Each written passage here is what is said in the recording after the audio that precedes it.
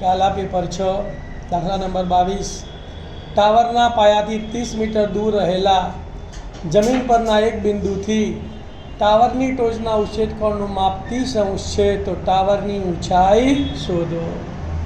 ધ્યાન આપો ભાઈ, ટાવરનો પાયો એટલે આપણે આ જમીન છે, આ જમીન ઉપર આ ટાવર આવેલો છે 90 ડિગ્રી, એની આપણે ઊંચાઈ ધારી લઈશું કે આ ટાવર છે એની ઊંચાઈ 80 મીટર છે. આના પાયાથી 30 મીટર દૂર, તો 30 મીટર છે એટલે ઊંચાઈ કરતા પહોળાઈ કેવી આવશે? વધારે આવશે. તો આ 30 મીટર દૂર ગમે તે આપણે લઈ લીધું, બરાબર. આ 30 અંશનો ઉચ્છેદ કોણ આપેલો છે, પાયાથી 30 મીટર દૂર આવેલું આ બિંદુ છે, ત્યાંથી ટાવરની ટોચનો ઉચ્છેદ કોણ કેટલા ડિગ્રી છે?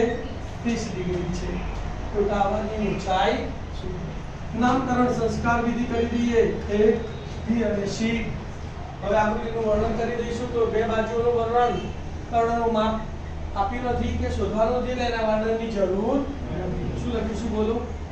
ધારો કે AB બરાબર ટાવરની ઊંચાઈ બરાબર h મીટર, BC બરાબર વર્ણન રકમમાં આપેલું છે ટાવરના પાયાથી 30 મીટર દૂર.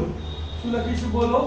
ટાવરના પાયાથી 30 મીટર દૂર રહેલું બિંદુ, બરાબર ને? રહેલું બિંદુ તો બરાબર કેટલા મીટર? 30 મીટર. તથા ખૂણો ACB બરાબર તથા ખૂણો ACB બરાબર 30 અંશ છે. બધી ગયું વર્ણન? એક જ કાટકોણ ત્રિકોણ બને તો કાટકોણ ત્રિકોણ લઈ લેવાનો. હવે ત્રિકોણ ABC માં ખૂણો B બરાબર 90 અંશ અને ખૂણો C બરાબર 30 અંશ છે. ધ્યાન આપો, અહીંયા આ ખૂણાની સામેની બાજુનું માપ શોધવાનું છે અને પાસેની બાજુનું માપ આપેલું છે. તો સામેની અને પાસેનો ગુણોત્તર એટલે tan. તો બરાબર, તો માટે શું લઈશું? tan 30 બરાબર સામેની બાજુ, તો સામેની બાજુ થીટાની સામેની બાજુ કઈ આવશે?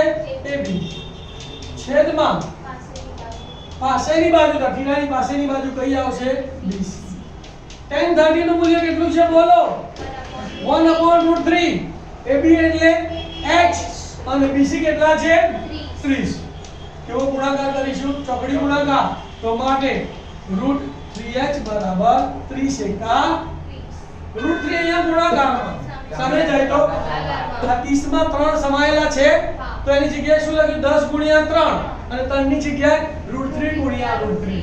તો માટે h બરાબર શું લખીશું? 10 ગુણ્યા √3 ગુણ્યા √3. આ √3 અહીંયા ગુણાકારમાં સામે જાય તો √3 ઉડી ગયા, તો માટે h બરાબર 10√3 મીટર. જવાબ લખી કાઢીશું કે ટાવરની ઊંચાઈ 10√3 મીટર છે.